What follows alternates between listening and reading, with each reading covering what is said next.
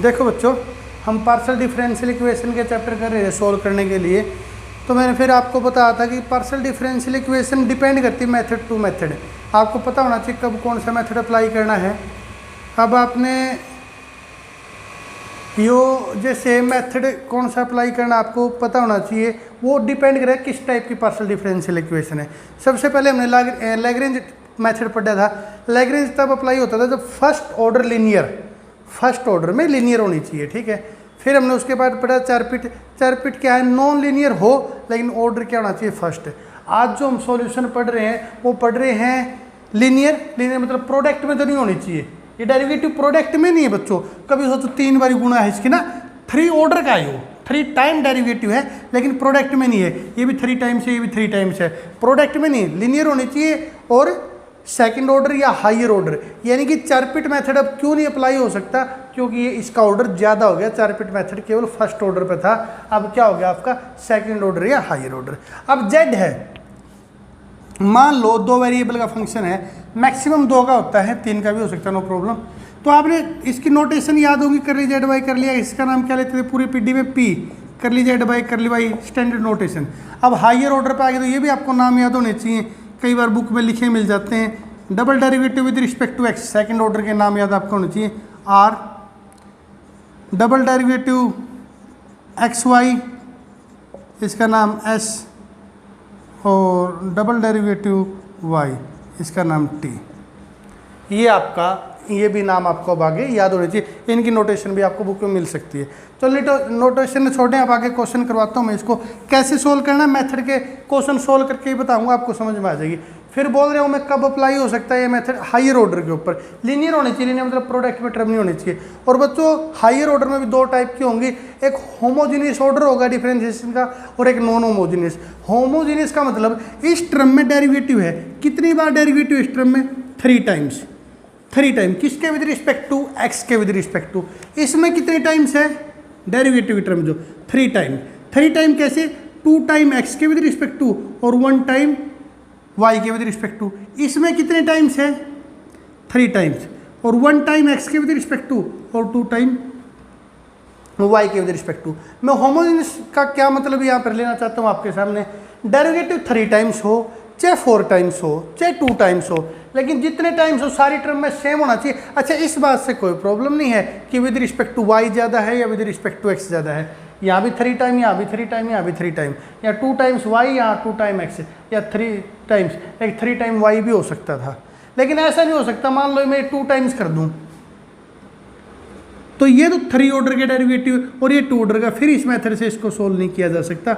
सबसे पहले जो ऑक्सिलरी इक्वेशन वाला मेथड है किसके ऊपर लगेगा, होमोजेनियस होनी चाहिए डिफरेंशियल इक्वेशन। डेरिवेटिव की टर्म में क्या होना चाहिए, होमोजेनियस। होमोजेनियस का मतलब बिल्कुल रफ लैंग्वेज में बात करूं तो जितनी बार डेरिवेटिव हो रहे हो ना सारी टर्म में उतनी बार होनी चाहिए। मतलब इसमें 3 बार डेरिवेटिव, सारी में 3 बार ही होना चाहिए। अच्छा, इस बात से फर्क नहीं पड़ता कि विद रिस्पेक्ट टू एक्स ज़्यादा है या वाई है, या एक में है नहीं एक में नहीं है, कोई बात नहीं। 3 बार डेरिवेटिव तीनों बार होना चाहिए, 3 ऑर्डर का डेरिवेटिव होना चाहिए। मैं ये नहीं कभी रट्टा मार लो, मैं 3 ऑर्डर का ही बता रहा हूँ। 3 का नहीं, चाहे 4 का हो, चाहे 2 का हो, चाहे 10 का हो, उस बात से प्रॉब्लम नहीं है। प्रॉब्लम इस बात से जितना एक टर्म हो सारी टर्म में उतना ही होना चाहिए, ठीक है। उसके बाद कैसे सोल्व होगा, सबसे पहले बच्चों ना सिंबॉलिक फॉर्म आपको रिप्रेजेंट करनी आनी चाहिए। जैसे ये आपने ओडी में किया होगा, इसको हम डी मानते थे। ओडी में सिंबॉलिक फॉर्म जो ऑक्सिलरी इक्वेशन वाला मेथड करते थे, उसमें आपको सिंबॉलिक फॉर्म में इसको क्या मानते थे, जब आपने पहले सेम में ओडी की होगी तो इसको क्या मानते थे, डी। अब पीडी आ गई बच्चों, अगर पीडी आ गई ना तो इसका नाम क्या हो जाएगा, डी, और विद रिस्पेक्ट टू वाई का नाम क्या हो जाएगा, डी डैश। अब सिंबॉलिक नाम तो 2 देने पड़ेंगे ना, क्योंकि डेरिवेटिव 2 यूज होंगे, एक विद रिस्पेक्ट टू एक्स और एक विद रिस्पेक्ट टू वाई। तो इसको सिंबॉलिक फॉर्म में रिप्रेजेंट क्या बढ़ेगी, ये कितनी बार डेरिवेटिव एक्स के विद रिस्पेक्ट टू 3 टाइम, तो डी का क्यूब -4। ये एक्स के कितनी टाइम है, 2 टाइम, तो डी स्केयर। वाई के कितनी, जितनी टाइम वाई है उतनी पावर डी डैश की, और जितने time with respect to x उतनी पावर डी की। तो क्या हो जाएगा, डी डैश +4 डी एक्स, एक बार ये ना एक्स के with respect to, d dash के 2 तो डी डैश का स्केयर, और जेड इक्वल टू 0। मेरी बात ध्यान से सुनना, आपको एक्सरसाइज में या पेपर में एग्जाम में इस फॉर्म में लिखी मिल सकती है, तो आपको इसमें रिप्रेजेंट करना आना चाहिए। कैसे करोगे, उतनी ही डी की पावर आऊंगी जितना विद रिस्पेक्ट टू एक्स है, और उतनी ही डी डैश की पावर आऊंगी जितनी बार विद रिस्पेक्ट टू वाई है। तो ये आपको रिप्रेजेंट करना आना चाहिए। कई बार पेपर में मैक्सिमम ये होगा, इसी फॉर्म में स्टेटमेंट मिलेगी, इस फॉर्म में अगर ना हो, इसमें हो, तो ये आपको रिप्रेजेंट करना आना चाहिए। ये कर लोगे बच्चों। इसके बाद देखो सॉल्यूशन कैसे होगा। अब सुनना, जैसे ओडी में करते थे, अगर इक्वल टू जीरो है तो डायरेक्ट इसका सॉल्यूशन आएगा, और इक्वल टू जीरो नहीं तो फिर दो पार्ट में आएगा, एक कॉम्प्लीमेंट्री फंक्शन मतलब आपका सीएफ और एक पीआई पर्टिकुलर इंटीग्रल, ठीक है। वो दो टाइप में आएगा और दोनों को प्लस करके टोटल आपका आंसर आ जाएगा, ठीक है। लेकिन क्योंकि इक्वल टू जीरो तो डायरेक्ट सॉल्यूशन आएगा। अब ऑक्सिलरी इक्वेशन कैसे बनेगी, फॉर ऑक्सिलरी इक्वेशन सुनो, ऑक्सिलरी इक्वेशन आओगी पुट, याद रखना मैं क्या पुट करना सिखा रहा हूँ, डी की जगह एम और डी डैश की जगह 1, डी की जगह एम और डी डैश की जगह 1, तो पुट कर दो एम, क्या बनेगा m cube minus 4m square, d dash की जगह तो 1 करना है, ये 4m इज इक्वल टू 0, यही होगा बच्चों। m मैंने कॉमन ले लिया तो सोल्व कर दो, अलजेब्रा क्वेश्चन बन गया ये, m square minus 4m plus 4 is equal to 0। Solve करोगे यहाँ से 0, इसके फैक्टर सोल्व करोगे तो 2 2, ये आगे 3 फैक्टर आगे मैं लिख देता हूँ, 3 फैक्टर सोल्व हो गया, 0 2 2, यहाँ तक कर लोगे। m की 3 वैल्यू आऊंगी भाई, 3 ऑर्डर की तो 3 आनी थी, 10 ऑर्डर की तो 10 आऊंगी, 5 ऑर्डर की तो 5 आऊंगी। इन वैल्यू के बाद आंसर कैसे लिखा जाएगा सुन लो, z equal to 5 1 5 2 psi 1 psi f g h, कोई भी आर्बिट्रेरी फंक्शन मान सकते हो। जैसे ओडी में C1 C2 आप आर्बिट्रेरी कांस्टेंट मानते थे ना, यहाँ क्या मानना है, फंक्शन। फंक्शन ले लिया y प्लस में m की पहली वैल्यू ले लो, जो भी पहली वैल्यू आई है, ठीक है। मैं इसको नीचे ही लिख देता हूँ यहाँ ताकि साफ दिख जाए आपको, स्पेस कम है इसलिए यहाँ लिख देता हूँ। z इज इक्वल टू 5 1 पहला फंक्शन मान लिया, y m की जो भी पहली वैल्यू आई है। अच्छा इसमें रट्टा मारने की जरूरत नहीं, पहली वैल्यू ये है, कोई बच्चा 2 चाहे लास्ट वाले को पहले ले ले, इसमें कोई नंबरिंग थोड़ी, जो भी एक वैल्यू आई सारी लेनी है अपन एक एक करके, तो कोई भी ले लो। तो मैं 0 लेता हूँ, 0 इंटू कर देना है x, प्लस का निशान y, अब जो नेक्स्ट वैल्यू है 2 है तो 2x, प्लस का निशान ये 5 2 आर्बिट्रेरी फंक्शन है।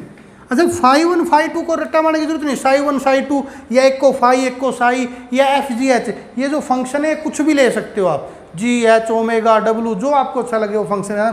नॉर्मली हम आपकी बुक देखोगे तो फाई जी फाई साई और एफ जी एच यही मिलेंगे फंक्शन की नोटेशन, ठीक है। फिर आपका आएगा 5 3 y प्लस 2x, ये इतना आ जाएगा आपका, कर लोगे इतना। अब सुनो बच्चों ध्यान से, इतना करने के बाद अगर इनमें कोई रिपीटेशन है, अगर इनमें कोई रिपीटेशन है, अगर कोई रूट बार बार आया है तो 2 क्या रिपीटेशन है, तो 2 वाला ब्रैकेट 2 बार ही आया होगा, पहला ब्रैकेट तो एज इट इज, दूसरे के इंटू में x लिख दो। ध्यान तो सुन लो, अगर इनमें कोई रिपीटेशन है तो पहला ब्रैकेट एज इट इज, दूसरे के इंटू में क्या लिख दो x। बाय चांस ये रूट 3 टाइम होता तो फिर ब्रैकेट एज इट इज आ जाता, बस क्या होता ये सिंपल, ये x अगले के साथ क्या आ जाता है x स्क्वायर। तो आप मेरी बात समझ गए होगे कि m की सारी वैल्यू इसी प्रकार से लिखी जाएंगी। जनरल मेथड याद करने की बजाय सीधा एग्जाम्पल से करोगे तो आपको जल्दी क्या हो जाएगा, सोल्व हो जाएगा। फिर मैं आपको बोल रहा हूँ अगर यहाँ कोई रिपीटेशन है तो x की पावर मल्टीप्लाई हो, 2 टाइम रिपीटेशन तो फिर x स्क्वायर वगैरह ऐसे आगे चलता रहेगा।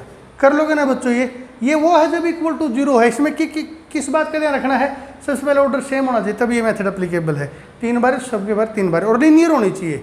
हाइयर ऑर्डर हो, ऑर्डर चाहे 10 हो, डेरिवेटिव 10 टाइम हो, लेकिन सारी टर्म का 10 टाइम हो, ठीक है। लेकिन लीनियर हो, लीनियर मतलब प्रोडक्ट में नहीं होनी चाहिए, इस प्रकार की नहीं हो सकती। एक्स स्क्वायर इन 2 में ले लिया कर ली वाई, अब तो ये प्रोडक्ट में होगी। अभी 3 टाइम डेरिवेटिव थोड़ा यू अलग, डेरिवेटिव अलग, प्रोडक्ट कर दी, प्रोडक्ट नहीं चलेगी। इस टोटल की पावर कर दे फिर ये नहीं चलेगी, ठीक है।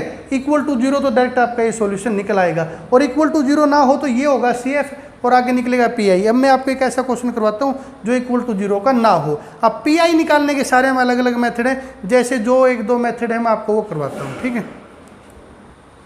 देखो बच्चों, मैंने आपको इस जो पिछले एग्जाम्पल में करवा दो ऐसे समझा दो, जो इक्वल टू 0 थी और सीधा हमारा सॉल्यूशन आ गया था। अब equal to non zero function है तो पहले CF निकलेगा फिर PI निकलेगा।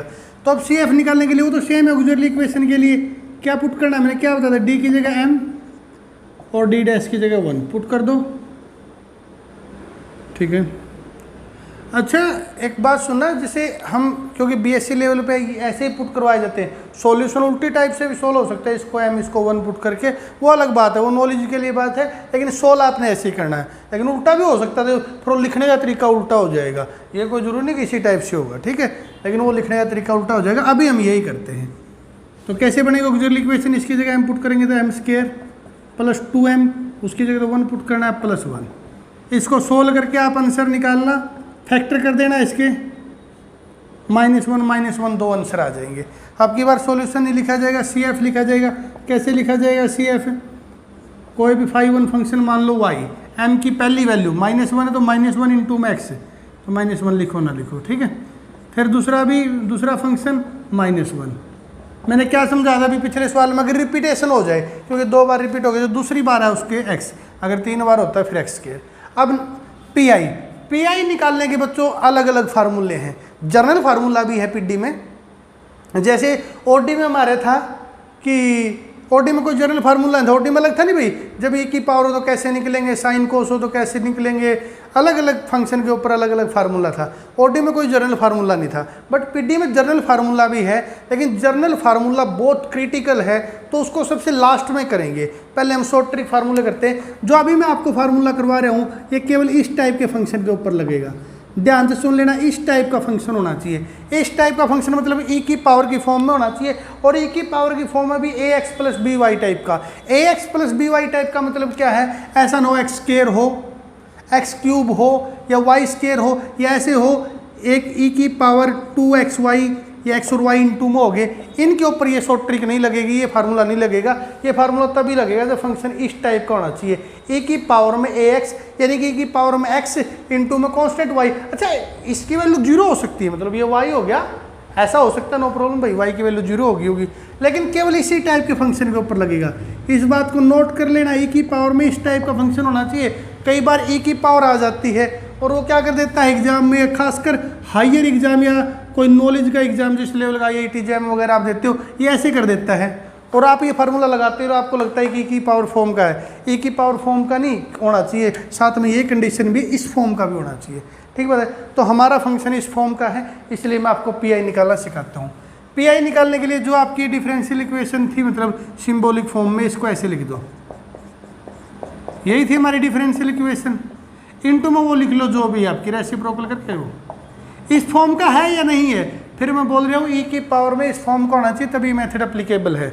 याद रखना इसी फॉर्म का, अगर x² वगैरह मल्टीप्लाई होगी तो फिर ये मेथड आप अप्लाई नहीं कर सकते। अब सुनो कैसे अप्लाई होगा।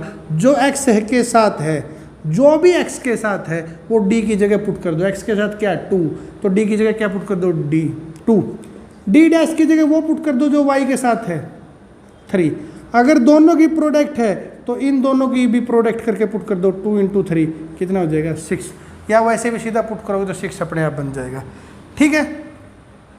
इसको जरूरत भी नहीं है क्योंकि दोनों ही प्रोडक्ट करो तो प्रोडक्ट ही हो गया ना। तो d की जगह क्या पुट करना है जो x के साथ है, और d डैश की जगह क्या पुट करना है जो y के साथ है। अब बस वो 0 ना बने, अगर 0 बन गया तो केस ऑफ फेलियर हो जाएगा। केस ऑफ फेलियर कैसे डिस्कस करेंगे वो नेक्स्ट वीडियो में करेंगे हम, ठीक है। अभी ये देखो, उसको जनरल मेथड से सोल्व करेंगे, और जनरल मेथड कैसे अप्लाई होगा मैं आपको बाद में करवाऊंगा, ठीक है। अभी सुनो बच्चों, d की जगह 2 पुट कर दिया तो ये क्या बन गया 1, ये 2 पुट करो तो 2 का स्क्वायर 4, ये 2 पुट किया 3 6 इंटू 2 12, और ये 3 पुट किया 9, ये बन गया आपका, ये कितना हो गया 16 और 9 25, ये हो गया 25। CF हमारा ये आया था, जो PI आया है वो, क्योंकि फाइनल आंसर ये होता है ना CF प्लस PI, जो PI आया उसको और लिख दो 25 e की पावर 2x प्लस 3। अब ये हमारा CF में PI जुड़ने के बाद ये जो नोटेशन है ये आपका फाइनल आंसर बन चुका है, ये Z की वैल्यू। तो सोल्व कर लोगे, उम्मीद आपको समझ में आ गई होगी। फिर भी कोई प्रॉब्लम तो ज़रूर बताएं। Okay, thank you.